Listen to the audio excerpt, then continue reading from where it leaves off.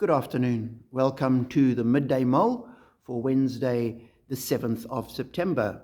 Following Robert Murray McShane's reading scheme, one of the chapters we read is Ezekiel chapter 10.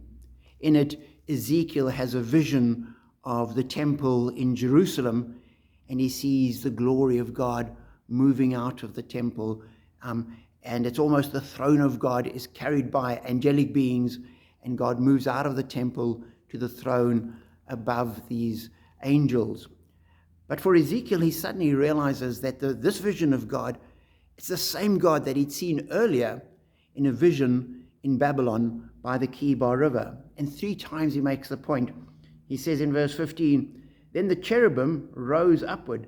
These were the living creatures I had seen by the Kibar River." And again down in verse 20, "These were the living creatures I had seen beneath the God of Israel by the Kibar River, and I realized they were cherubim. Each had 4 faces and 4 wings, and under their wings was what looked like human hands. Their faces had the same appearance as those I had seen by the Kibar River." And one can has a sense of a dawning on Ezekiel that this is the God he worshipped in Jerusalem. And it was easy for the people of the time to identify the temple with God, because for centuries that's where the focus of the worship had been. If you had a sacrifice, you were to sacrifice it at the temple, nowhere else. If there were festivals, you went to the temple for the festival. If you were making promises to God or any other kind of consulting of the priests, they all operated from the temple. And so it was very easy to identify the locality with God's presence and say that's where God was. And therefore, if you weren't at the temple, you were away from God. And so for the exiles, they were far away from God.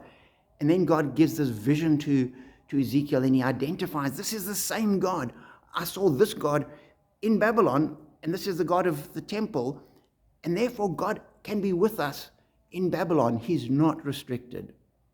And it's interesting that slowly he gets a deeper appreciation of God. And that's how we all work. We don't know the fullness of God. And as we go through life and as we read the scriptures, time and again, we get a deeper insight and suddenly realize, yes, the penny drops. And for some of us, it drops a lot further than for many others. But we suddenly realize, now I see. And we make the links. That's what he was doing.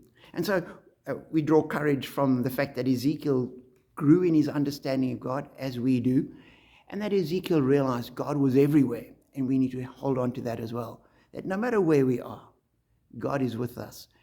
And there are certain places like a church which sort of lend itself to an appreciation of God, but I've heard of people encountering God profoundly in a busy train station. God's not limited. So wherever you are, know that God is with you. And I pray that you'd appreciate that and know that you're blessed.